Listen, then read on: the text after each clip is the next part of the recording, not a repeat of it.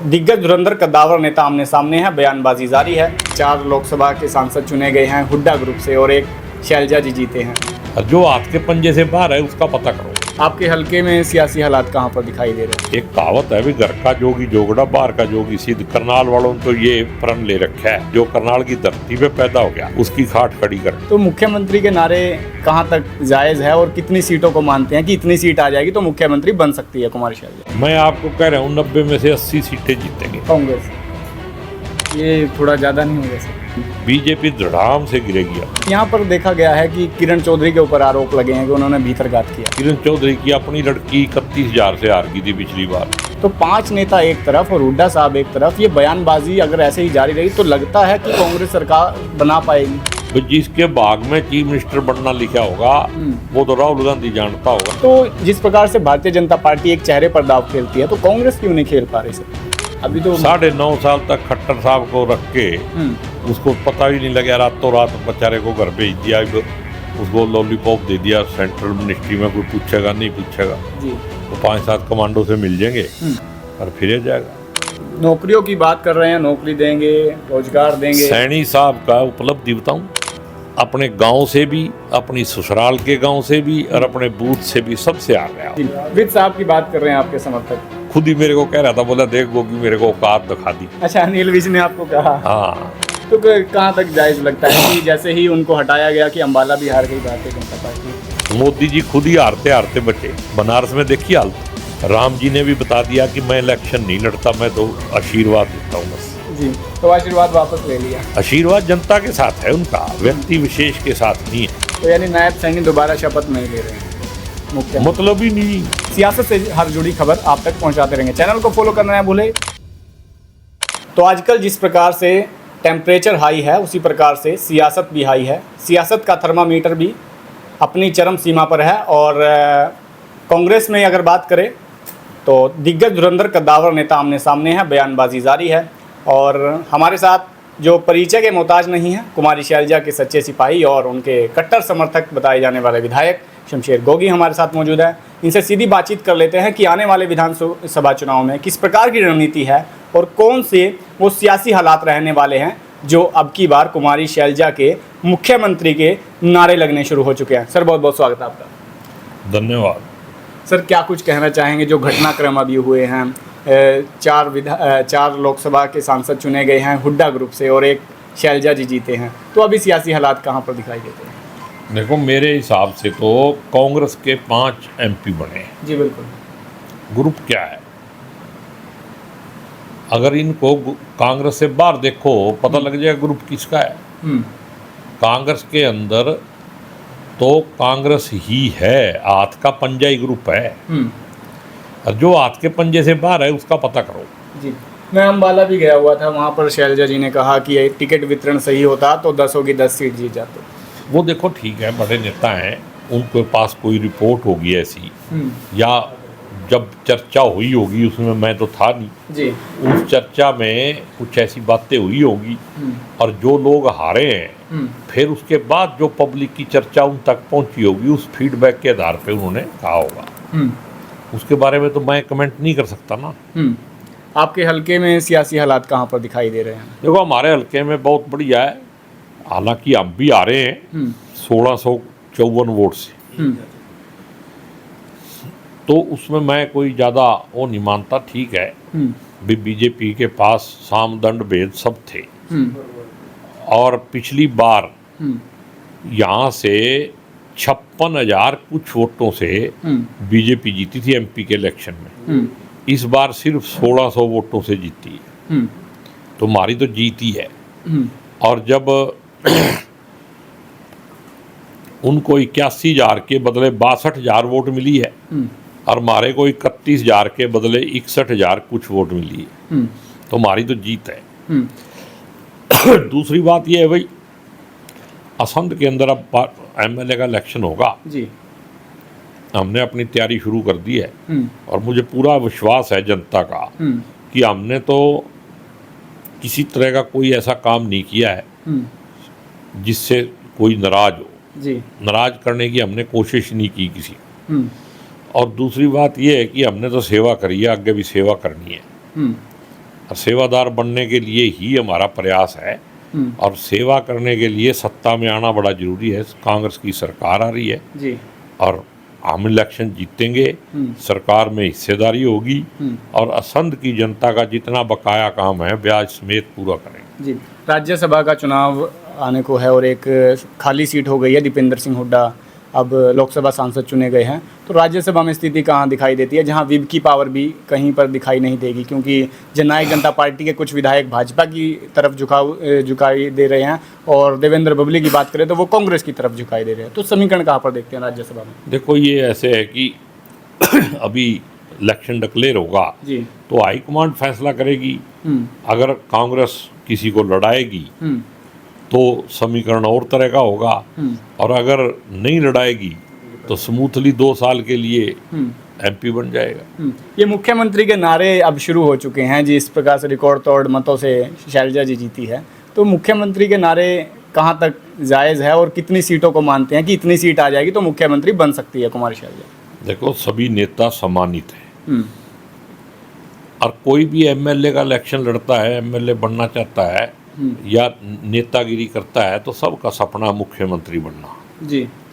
अगर तो शैलजा जी भी बन सकती हैं, कोई और भी बन सकता है, उसमें क्या दिक्कत है? और जो नारे लगते हैं, ये तो मैं वर्करों की भावना समझता हूँ कि जिस वर्कर की जैसी भावना वैसा नारा लगा देता है। कोई लीडर तो अपने मुंह से नहीं कह रहा, लीडर तो कहेगा तो ये कहेगा कि मेरी इच्छा है, मैं कैंडिडेट हूँ, मैं भी बनना चाहता हूँ। बनाएगी तो हाईकमांड जी, जिसको हाईकमांड और जनता चाहेगी वही मुख्यमंत्री बनेगा। एसआरके ग्रुप में आप हैं, और एसआरके ग्रुप की बात नहीं कर लेता हूँ, एसआरके में आप हैं, फिर आप कहेंगे कि ग्रुप की बात नहीं की। यहाँ पर देखा गया है कि किरण चौधरी के ऊपर आरोप लगे हैं कि उन्होंने भीतरघात किया है। देखो, किसी ने भीतरघात नहीं किया है। किरण चौधरी की अपनी लड़की 31,000 से हार गई थी पिछली बार, तो शाम से, और वहाँ का तो जो कैंडिडेट है वो मिंदरगढ़ जिले से ही हार गया, अपने हल्के से ही हार गया। किसी को भीतरघात की बात कहना ही मेरे को अच्छा नहीं लगता। वहाँ तो जनता ने ही कबूल नहीं कराया। किरण चौधरी ने किया नहीं किया मेरे को पता नहीं, मैं तो अपनी कॉमन सेंस से कह रहा हूँ कि जो मेरा साथी है, बढ़िया मेरा मित्र है वो दान सिंह, अगर वहाँ पे दान सिंह जी मिंदरगढ़ जिले की 4 सीटों से हार जाते हैं तो वो दूसरे पे इल्ज़ाम कैसे लगाएंगे? चलिए, जिस प्रकार से कैप्टन अजय यादव, कुमारी शैलजा, रणदीप सुरजेवाला, किरण चौधरी और ये तमाम नेता एकजुट हो गए हैं, चौधरी वीरेंद्र सिंह भी अब तो उसी श्रेणी में आ गए हैं, तो 5 नेता एक तरफ और हुड्डा साहब एक तरफ, ये बयानबाजी अगर ऐसे ही जारी रही तो लगता है कि कांग्रेस सरकार बना पाएगी?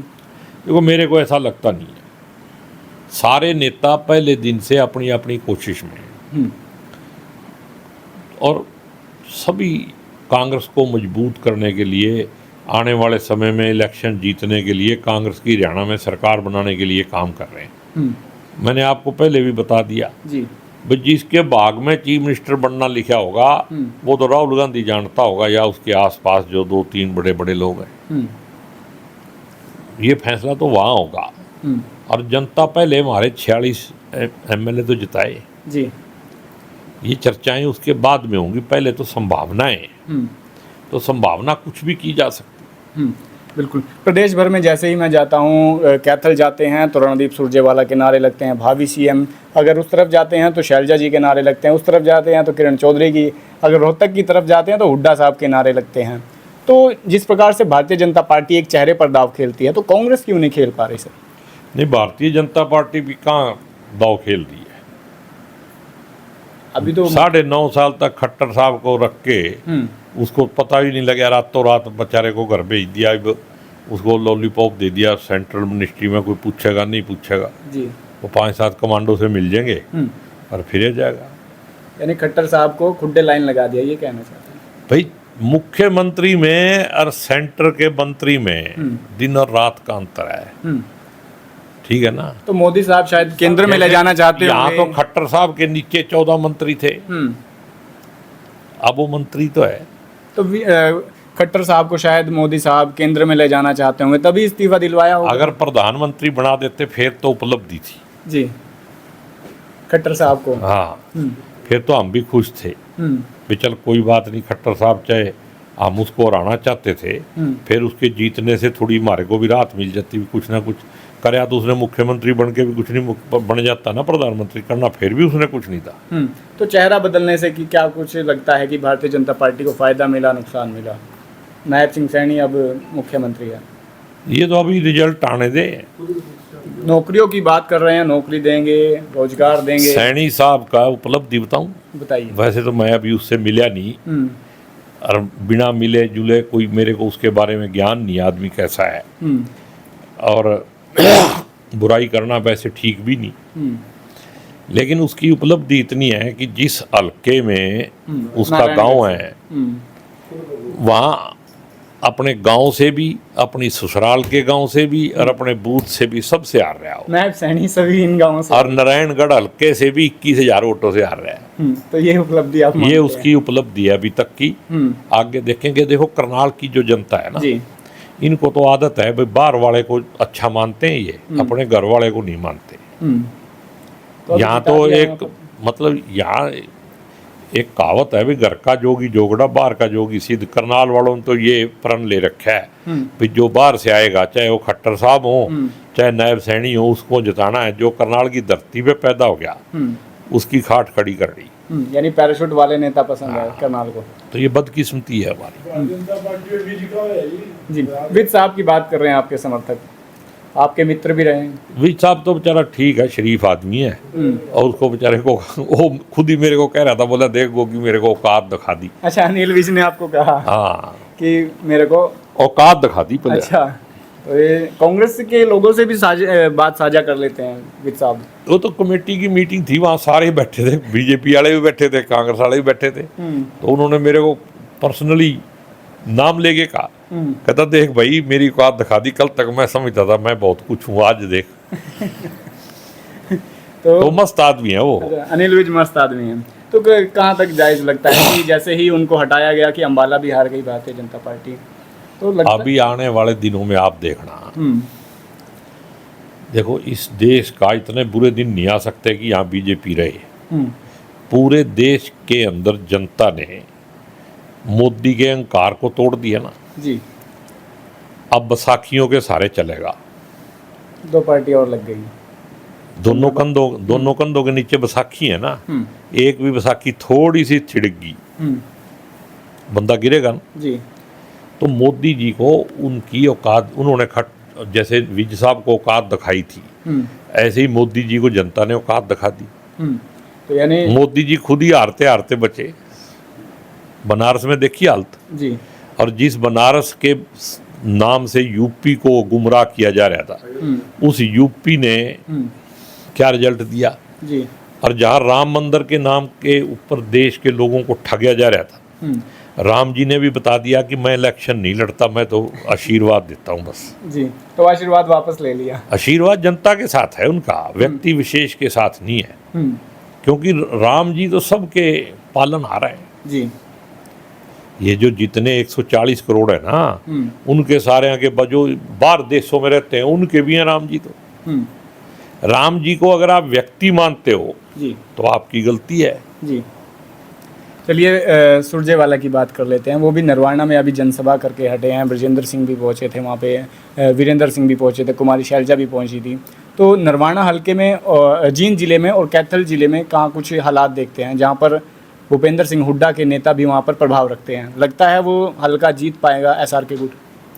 देखो अभी तो टिकट ही नहीं मिली और ऐसी संभावना है, मैं आपको कह रहा हूँ 90 में से 80 सीटें जीतेंगे कांग्रेस।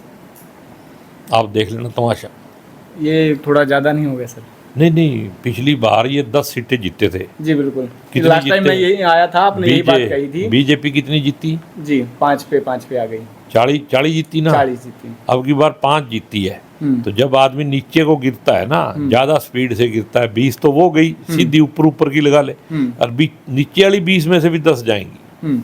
तो यानी इसलिए मैंने 10 दिए उनको। यहाँ से मोटिवेशन और तेज हो गया। मैं तो ग्रेविटेशन की बात कर रहा हूँ। जब आदमी नीचे गिरता है तो जितना नीचे आएगा धड़ाम गिरेगा ना।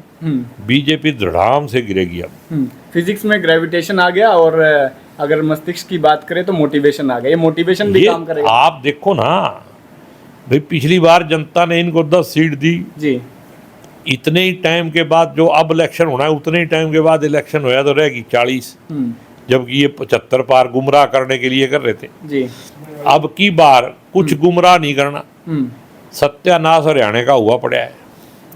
कोई पोर्टल के माध्यम से या पैसे दे के या कुछ ऐसे गलत तरीकों से थोड़े बहुत वोट ले लेंगे, लेकिन जीत नहीं पाएंगे। 10 से ज़्यादा सीट नहीं आएंगी। तो यानी नायब सैनी दोबारा शपथ नहीं ले रहे हैं मुख्यमंत्री? मतलब ही नहीं। अच्छा, तो चलिए फिलहाल सियासी हालातों पर चर्चा की और असंध हलके में पहुंचे थे। तमाम हलकों की अपडेट आप तक पहुंचाएंगे, तमाम नुमाइंदों से आपको मिलवाएंगे और तमाम सियासतदानों से आपको रूबरू करवाएंगे और सियासत से हर जुड़ी खबर आप तक पहुंचाते रहेंगे। चैनल को फॉलो करना न भूलें और वीडियो को शेयर करना न भूलें।